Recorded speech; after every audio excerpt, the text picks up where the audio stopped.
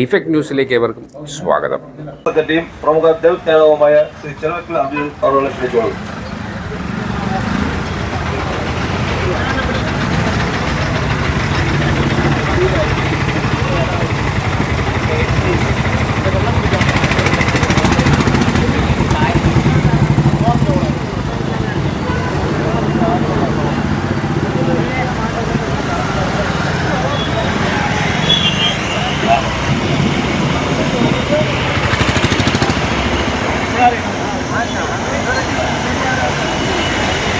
പ്രിയങ്കരനായ ദൾ കോൺഗ്രസിൻ്റെ സംസ്ഥാന അധ്യക്ഷൻ ശ്രീ എ.കെ. ശശി, ഈ രാപ്പകൽ സമരത്തിൽ പങ്കെടുക്കുന്ന ശ്രീ ദളിതിൻ്റെ പ്രിയപ്പെട്ട നേതാക്കന്മാരെ, ഈ സമ്മേളനം ഉദ്ഘാടനം ചെയ്തു പോയ പ്രിയങ്കരനായ പ്രതിപക്ഷ നേതാവ് ശ്രീ വി ഡി സതീശൻ അവർ, പട്ടികജാതി പട്ടികവർഗ വിഭാഗങ്ങളുടെ സമകാലീന വിഷയങ്ങൾ സർവേ ഉന്നയിച്ചുകൊണ്ട് കേരളത്തിലെ ഏറ്റവും വലിയ പട്ടികജാതി സംഘടന നടത്തുന്ന ഈ സമരം ഭരണകൂടത്തിൻ്റെ തലവൻ അതിൻ്റെ ഗൗരവത്തിൽ വിശ്വസിക്കുന്നില്ല. കാരണം അദ്ദേഹം ഈ രാജ്യത്തെ പട്ടികജാതിക്കാർക്കും പട്ടികവർഗക്കാർക്കും എതിരാണ് എന്ന ബോധ്യം കേരളത്തിലെ പട്ടികജാതിക്കാർക്കുണ്ട്. ഈ ഗവൺമെന്റ് അധികാരത്തിൽ വന്ന് ഏകദേശം 9 വർഷം തികയാൻ പോകുന്ന ഈ കാലഘട്ടത്തിൽ കേരളത്തിൽ നടന്ന പട്ടികജാതി പട്ടികവർഗ പീഡനങ്ങൾ എണ്ണമിട്ടും തീരില്ലാന്ന് എനിക്കറിയാം. ഇവിടെ നേരത്തെ പ്രസംഗിച്ച എൻ്റെ സുഹൃത്ത് ചൂണ്ടിക്കാട്ടി, കേരളത്തിൽ ഏകദേശം 687 പട്ടികജാതി വർഗ യുവതി യുവാക്കളെ നിഷ്കരണം, ബലാത്സംഗം ചെയ്തു കൊല്ലുകയോ അല്ലെങ്കിൽ മറ്റു തരത്തിൽ പീഡിപ്പിച്ചു കൊല്ലുകയോ ചെയ്തിട്ടുണ്ട് ഈ ഗവൺമെന്റ്. ഒരു അന്വേഷണവുമില്ല. വാളയാർ സംഭവത്തിന്റെ പേരിൽ ആ കുടുംബത്തിൽ കൊണ്ടുപോയി മരണപ്പെട്ട ആ കുട്ടികളുടെ മാതാപിതാക്കളെ കൊണ്ട് കേരളത്തിന്റെ മുഖ്യമന്ത്രി ഈ കാല് പിടിപ്പിച്ച് ഒരു ചരിത്രവും നമ്മുടെ കൊച്ചു സംസ്ഥാനത്തുണ്ട്. അപ്പോൾ ഇതൊക്കെ നിലനിൽക്കുമ്പോൾ തന്നെ നമ്മുടെ സംസ്ഥാനം എങ്ങോട്ട് പോകുന്നു എന്ന് ചോദിച്ചാൽ തീർച്ചയായും നമ്മുടെ സംസ്ഥാനം കേരളത്തിലെ പട്ടികജാതി വർഗ വിഭാഗങ്ങളുടെയും മറ്റ് പൊതുസമൂഹത്തിൻ്റെയും താല്പര്യങ്ങൾക്കെതിരായി രാജ്യത്തെ മുന്നോട്ട് നയിക്കുന്നതിന് സവർണ ഫാസിസ്റ്റ് വർഗീയ ശക്തികളുമായി രാജ്യത്ത് ഇടതുപക്ഷ പ്രസ്ഥാനം കൈകോർക്കുന്നു എന്നുള്ളതാണ് യാഥാർത്ഥ്യം. അത് ദൂരവ്യാപകമായി പ്രത്യാഘാതങ്ങൾ ഉണ്ടാകും. നിങ്ങൾ കഴിഞ്ഞ നിയമസഭയിൽ കണ്ടതാണ്. നിയമസഭയിൽ കേരളത്തിന്റെ മുഖ്യമന്ത്രി നടത്തിയ ഒരു പ്രസ്താവനയുണ്ട്, പ്രസംഗമുണ്ട്. ആ പ്രസംഗത്തിൽ പറഞ്ഞത്, ഇവിടെ കേരളത്തിലെ പട്ടികജാതിക്കാർക്കും പട്ടികവർഗക്കാർക്കും സംവരണം കൊടുക്കണം എന്ന് എനിക്ക് താല്പര്യമില്ല. ഇത് ഭരണഘടന നിയമസഭയിൽ പറഞ്ഞ രേഖാമൂലമുള്ള ഒരു കാര്യമാണ്. എനിക്ക് താല്പര്യമില്ല. പക്ഷേ സംവരണം കൊടുത്തില്ലെങ്കിൽ രാജ്യത്ത് എന്തോ സംഭവിക്കുമെന്ന് പറയുന്ന ആളുകൾക്ക് സംവരണം കൊടുക്കുന്ന കാര്യത്തിൽ എനിക്ക് വിരോധവുമില്ല. ഇത് തന്നെയല്ലേ അമിത്ഷാ പാർലമെന്റിൽ പറഞ്ഞത്? അമിത്ഷായും പറഞ്ഞത് വിജയബാലകമല്ലേ? അതേപോലെ എപ്പോഴും നോക്കിയാലും അംബേദ്കർ, എപ്പോഴും നോക്കിയാലും അംബേദ്കർ, എപ്പോഴും നോക്കിയാലും അതിന് പകരം ശിവനെന്നോ കൃഷ്ണനെന്നോ മഹാദേവനെന്ന് വിളിച്ചാൽ നിങ്ങൾക്ക് മോക്ഷം കിട്ടിയില്ലേ എന്ന് പറഞ്ഞാൽ ഇതിൻ്റെ രണ്ടിൻ്റെ സ്ഥാനം ഒന്നു തന്നെയാണ്. രാജ്യത്തെ സവർണ ഫാസിസ്റ്റ് ശക്തികൾ, അത് ഇടതിൻ്റെയും BJPയുടെയും ആളുകൾ ഒരുമിച്ച് നിന്നുകൊണ്ട് രാജ്യത്തെ ശിഥിലീകരിക്കാൻ നടത്തുന്ന പരിശ്രമങ്ങളാണ് രാജ്യത്ത് നമ്മൾ ഇപ്പോൾ കണ്ടുവരുന്നത്. മൗലികമായ വിഷയങ്ങളിൽ നിന്ന് ഒളിച്ചോടുന്നു. 1957 രാജ്യത്ത് അധികാരത്തിൽ വന്ന, സംസ്ഥാനത്ത് അധികാരത്തിൽ വന്ന ഇടതുപക്ഷ ജനാധിപത്യ ഗവൺമെന്റ്, അന്നത്തെ അതിന്റെ അധ്യക്ഷനായിരുന്ന EM ശങ്കരൻ നമ്പൂതിരിപ്പാട് ആ മന്ത്രിസഭയിൽ പറഞ്ഞു, കേരളത്തിന്റെ പൊതു ഖജനാവിൽ നിന്ന് വരുന്ന 1 രൂപയാണെങ്കിൽ പോലും അത് വീതം വയ്ക്കുമ്പോൾ അതിന്റെ 10% മാറ്റിവെക്കുന്നു എന്നതുപോലെ തന്നെ രാജ്യത്തെ പ്രൊഫസർ ജോസഫ് മുണ്ടശ്ശേരി എന്ന് പറയുന്ന നല്ല കമ്മ്യൂണിസ്റ്റുകാരൻ 1957 ഉണ്ടാക്കിയ വിദ്യാഭ്യാസ ബില്ല്, ആ വിദ്യാഭ്യാസ ബില്ലിൽ 11ാം അനുച്ഛേദത്തിൽ പറഞ്ഞത് ഈ സംസ്ഥാനത്തെ സ്വകാര്യ വിദ്യാഭ്യാസ മേഖലകൾ നിലനിൽക്കുന്നത് ഈ രാജ്യത്തിന്റെ പൊതു ഖജനാവിൽ നിന്നുള്ള പണം സ്വീകരിച്ചുകൊണ്ടാണ് അവിടുത്തെ അധ്യാപകർക്കും അനാവശ്യ ഉദ്യോഗസ്ഥന്മാർക്കും ശമ്പളം കൊടുക്കുന്നതെങ്കിൽ അവർക്ക് സംവരണം കൃത്യമായി സ്വകാര്യ വിദ്യയിൽ ഉണ്ടാക്കിയിരിക്കണം എന്നാണ് ആ അനുച്ഛേദത്തിൽ പറഞ്ഞത്. നിർഭാഗ്യവശാൽ 1957 ആ ഗവൺമെന്റ് നടപ്പിലാക്കിയ ഗവൺമെന്റ് പോളിസിയിൽ നിന്നും അല്ലെങ്കിൽ നടപ്പിലാക്കിയ വിദ്യാഭ്യാസ ബില്ലിൽ നിന്നും ആ അനുച്ഛേദം മാറ്റിക്കൊണ്ടാണ് കേരള നിയമസഭയിൽ ബില്ല് അവതരിപ്പിച്ചുകൊണ്ട് ഇടതുപക്ഷ ജനാധിപത്യ ഗവൺമെന്റിന്റെ വിദ്യാഭ്യാസ വകുപ്പ് മന്ത്രിക്ക് അവതരിപ്പിക്കേണ്ടി വന്നത്. ഞാൻ ഘട്ടത്തിലേക്ക് കടന്നുപോകണം. കേരളത്തിലെ ദേവസ്വം ബോർഡ് ലക്ഷക്കണക്കിന് രൂപ വരുമാനമുള്ളതും 10,000-കണക്കിന് തൊഴിൽ സാധ്യതയുള്ള വലിയൊരു പ്രസ്ഥാനമാണ് ദേവസ്വം ബോർഡ്. ദൈവങ്ങൾക്ക് പട്ടികജാതിക്കാരുടെ പണം വാങ്ങി അവിടെയുള്ള ഉദ്യോഗസ്ഥർക്ക് ശമ്പളം കൊടുക്കുന്നതിലൊന്നും അയിത്തമില്ല. പക്ഷേ പട്ടികജാതികൾക്ക് ഏതെങ്കിലും ഒരു തൂപ്പ് ജോലിയോ അല്ലെങ്കിൽ ഏതെങ്കിലും തന്ത്രി ജോലിയോ മറ്റെന്തെങ്കിലും കൊടുക്കണമെങ്കിൽ അത് രാജ്യത്ത് ഐക്യം നിലനിൽക്കുന്നു എന്നുള്ളതാണ് സത്യം. അതുകൊണ്ട് തന്നെയാണ് ഇടതുപക്ഷ ഗവൺമെന്റുമായി ബന്ധപ്പെട്ട് ജി സുധാകരൻ എന്ന് പറയുന്ന CPM-ന്റെ ദേവസ്വം വകുപ്പ് മന്ത്രി ഉണ്ടാക്കിയ ദേവസ്വം ബില്ലിൽ പട്ടികജാതി വർഗ വിഭാഗങ്ങൾക്ക് അർഹതപ്പെട്ട സംവരണം അതിനകത്ത് കൊടുക്കണമെന്ന് പറഞ്ഞപ്പോൾ അദ്ദേഹത്തെ അയോഗ്യത കൽപ്പിച്ചുകൊണ്ട് കമ്മ്യൂണിസ്റ്റ് പാർട്ടി, മാർക്സിസ്റ്റ് പാർട്ടി, പിണറായിയുടെ ഗവൺമെന്റ് ആ മന്ത്രിസഭയിൽ അദ്ദേഹത്തെ പുറത്താക്കി. അപ്പൊ സംവരണത്തിന്റെ കാര്യത്തിൽ നമുക്ക് ഐക്യം കൽപ്പിച്ചു. ഞാൻ അവസാനം ഒരു ഉദാഹരണം കൂടി പറയുന്നു. നിങ്ങൾക്കറിയാം, കേരളത്തിലെ നല്ലൊരു മന്ത്രിയായിരുന്നു K. രാധാകൃഷ്ണൻ.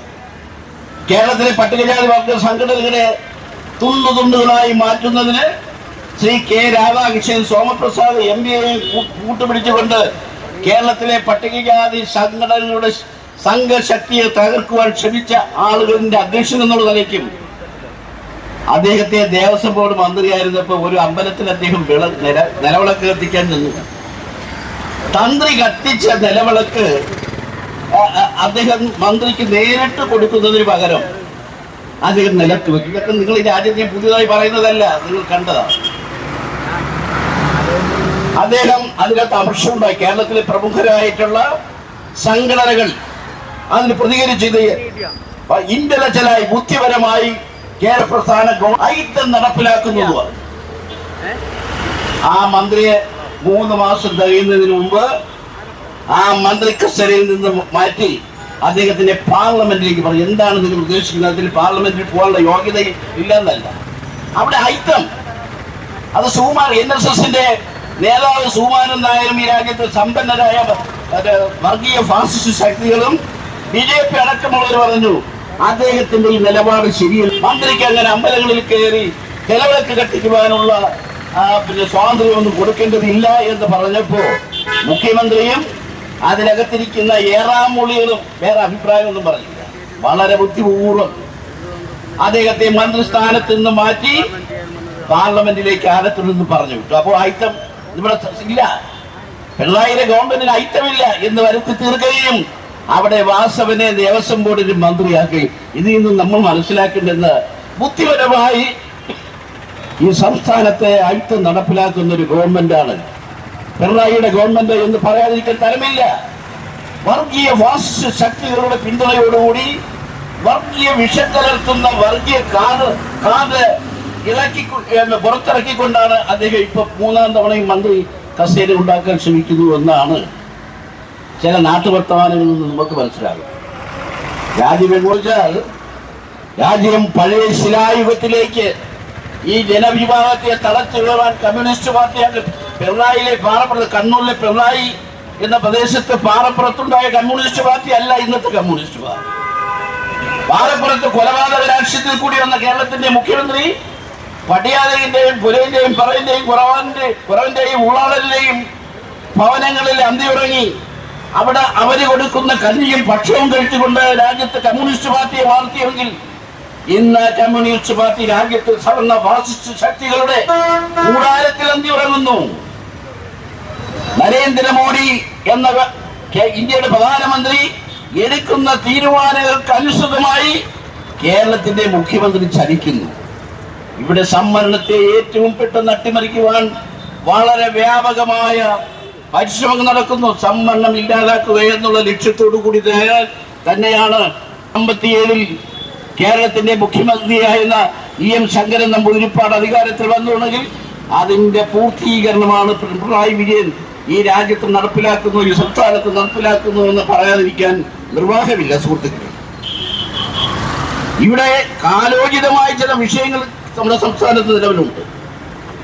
ആ വിഷയങ്ങളൊക്കെ തന്നെ കാലാകാലങ്ങളിൽ ഇന്ത്യൻ നാഷണൽ കോൺഗ്രസ് ഏറ്റെടുത്ത് പട്ടികജാതി വർഗ വിഭാഗങ്ങളുടെ വിഷയങ്ങൾ നിയമസഭയിൽ ഉന്നയിക്കുമ്പോഴും കൂടിയല്ലേ കേരളത്തിലെ കമ്മ്യൂണിസ്റ്റുകാരന്റെ മന്ത്രിസഭ, കമ്മ്യൂണിസ്റ്റ് മന്ത്രിസഭ അവിടെ ഇരിക്കുന്ന കേരളത്തിലെ 2 മന്ത്രി ഉണ്ടായിരുന്നു എന്ന് പറയുന്നു. ഈ ആലപ്പുഴയിൽ അടുത്ത കാലത്ത് മുഖ്യമന്ത്രി നടത്തിയ ഒരു സമ്മേളനത്തിൽ ഞങ്ങൾ പത്രത്തിൽ വായിച്ച് TV കൂടി കണ്ടതാണ്. നവോത്ഥാനത്തിന്റെ പേരിൽ നിങ്ങളെല്ലാം ഒരുമിക്കണം എന്ന് പറഞ്ഞാൽ ജ്ഞാനരാജ്യത്തെ വർഗീയക്കാർ ഇറങ്ങി കളിക്കും. മറ്റത് നവോത്ഥാനമാണ് രാജ്യത്തിന്റെ മുഖമുദ്രയിൽ നിന്നുകൊണ്ട് തന്നെ ഞാൻ മുന്നോട്ട് പോകും, നമ്മളെല്ലാം ഒരുമിച്ച് പോകണം എന്ന് പറയും. അതേ മുഖ്യമന്ത്രിയോട് ഞങ്ങൾ വളരെ വിനയപൂർവ്വം ചോദിക്കട്ടെ, നിങ്ങൾ ഈ നവോത്ഥാനത്തിന്റെ പേര് പറയുമ്പോൾ 1947 സ്വാതന്ത്ര്യ ഇന്ത്യയിൽ 1957 അധികാരത്തിൽ വന്ന ഒരു ജനകീയ ഗവൺമെന്റ് മുതൽ 2025 ഗവൺമെന്റ് കാലഘട്ടത്തിലുള്ള പട്ടികജാതിക്കാരുടെ മന്ത്രിമാരുടെ എണ്ണവും അവരുടെ സ്വാധീനവും അവരുടെ നിലപാടുകളും നിങ്ങൾ ജനങ്ങളോട് പറയണ്ടേ? ചരിത്രത്തിൽ ആദ്യമായി കേരളത്തിൽ പട്ടികജാതി വിഭാഗത്തിൽപ്പെട്ട ഒരു മന്ത്രി ഇല്ലാത്ത ഒരു മന്ത്രിസഭയാണ്. ഇയാൾക്ക് എന്താ ഈ മുഖ്യമന്ത്രിക്ക് എങ്ങനെ നവോത്ഥാനത്തിന്റെ പേര് പറഞ്ഞുകൊണ്ട് പാവപ്പെട്ട ജനങ്ങളെ പറ്റിക്കാൻ കഴിയും? അദ്ദേഹത്തിന് ഒരേ ഒരു ആദ്യമുള്ളൂ, വെള്ളാപ്പള്ളി എടുക്കുന്ന തീരുമാനങ്ങൾ അനുസരിച്ച് രാജ്യത്തെ മുന്നോട്ട് കൊണ്ട് നയിക്കുക. നവോത്ഥാന പൈതൃകം എന്ന് പറയുന്നത് ഞാൻ ബഹുമാനിക്കുന്ന ശ്രീ വെള്ളാപ്പള്ളി സാറെന്നാണ് അദ്ദേഹം കരുതുന്നത്. എന്ന് പറഞ്ഞാൽ പട്ടികജാതിക്ക് മന്ത്രിമാരില്ലെങ്കിലും ആ വകുപ്പ് കൈകാര്യം ചെയ്യാൻ എനിക്ക് കഴിയും എന്ന ഇതിലുണ്ടെങ്കിൽ കാലത്തിന്റെ ചരിത്രത്തിന്റെ കുപ്പത്തൊട്ടിയിൽ കേരളത്തിന്റെ അവസാനത്തെ മുഖ്യമന്ത്രി എന്നുള്ള നിലയിൽ ശ്രീ പിണറായി വിജയൻ ചെന്ന് വീഴും എന്നുള്ള കാര്യത്തിൽ ഏതോ ഒരു സംശയമില്ല. പട്ടികജാതിക്കാരന്റെ വകുപ്പ് ഏറ്റെടുത്തുകൊണ്ട് കേരളത്തിൽ ഭരണം നടത്തിയ കേരളത്തിൽ മഹാനായ 2 മുഖ്യമന്ത്രിമാരുണ്ടായിരുന്നു. ഒന്ന് K. കരുണാകരൻ. കരുണാകരന്റെ കാലഘട്ടത്തിൽ നിങ്ങൾക്കറിയാം കേരളത്തിലെ പട്ടികജാതി വർഗ വിഭാഗങ്ങളുടെ സമകാലീന വിഷയങ്ങൾ. അവൻ ഉദ്യോഗ മേഖലയിൽ അവനെ എവിടെയെങ്കിലും അവഗണന സംഭവിച്ചാൽ അതിനെ നേരിട്ട് ഏറ്റെടുത്തുകൊണ്ട് ആ വകുപ്പ് കൈകാര്യം ചെയ്തുകൊണ്ട് നമ്മുടെ എത്രയോ ഉദ്യോഗസ്ഥന്മാർ വിദ്യാഭ്യാസ മേഖലയിൽ, പോലീസ് വകുപ്പിൽ, അങ്ങനെ വിവിധ വകുപ്പുകളിൽ അദ്ദേഹം നിയമിച്ചു, ഉന്നത പദവികൾ ഒന്നിച്ചു. അതിനുശേഷം പിന്നെ ഒരു മുഖ്യമന്ത്രി ഉണ്ടായിരുന്നത് അടിയന്തരാവസ്ഥയ്ക്ക് ശേഷം നിങ്ങൾക്ക് അച്യുതാനന്ദനെ അച്യുതമേനോനെ മറക്കാൻ കഴിയില്ല. അദ്ദേഹം കേരളത്തിൽ ആദ്യമായി ശ്രീ K. കരുണാകരനും അച്യുതമേനോനും ഒരുമിച്ചിരുന്നു കൊണ്ട് രാജ്യത്തെ പട്ടികജാതി വർഗ വിഭാഗങ്ങൾ ഉദ്യോഗ മേഖലയിൽ നിന്ന് പുറന്തള്ളപ്പെട്ടു പോകുന്നു. അതുകൊണ്ട് ഒരു സ്പെഷ്യൽ റിക്രൂട്ട്മെന്റ് സംസ്ഥാനത്ത് അടിയന്തരമായി നടപ്പിലാക്കേണ്ടത് എന്ന് ആവശ്യത ഉണ്ട് എന്ന് ബോധ്യപ്പെട്ടത് കൊണ്ടാണ് സുഹൃത്തുക്കളെ അന്ന് സ്പെഷ്യൽ റിക്രൂട്ട്മെന്റ് ഉണ്ടാക്കിക്കൊണ്ട് ഈ സമൂഹത്തിന്റെ മുഖ്യധാരയിലേക്ക് ഈ വിഭാഗങ്ങളെ കൈപിടിച്ച് ഉയർത്തിയെന്ന് പറയുവാൻ ഞാൻ ആഗ്രഹിക്കുക. അതുകൊണ്ട് തീർച്ചയായും ശശി ഇന്ന് നടത്തുന്ന കേരളത്തിലെ പട്ടികജാതി സംഘടനകളുടെ തലപ്പത്ത് നിന്നുകൊണ്ട് തന്നെ നിങ്ങൾ നടത്തുന്ന ഈ സമരം, ഞാൻ ഉൾപ്പെട്ട ഈ സമൂഹത്തിന്റെ ആവശ്യത്തിന് വേണ്ടി നിങ്ങൾ തീർച്ചയായും ഒരു ധാർമ്മിക സമരമായി തന്നെയാണ് ഞാൻ ഇതിനെ കാണുന്നത്. രാജ്യത്ത് ഭരണകൂടം ഇതിനെ എങ്ങനെ കാണുന്നു എന്ന് എനിക്കറിയില്ല. നമ്മളെ ഉന്മൂലനാശം വരുത്തുവാൻ വേണ്ടി മാർക്സിയൻ സിദ്ധാന്തത്തിൽ അദ്ദേഹം കണ്ടുപിടിച്ച ആളുകളാണ് വർണ്ണരഹിതം, വർഗരഹിതം.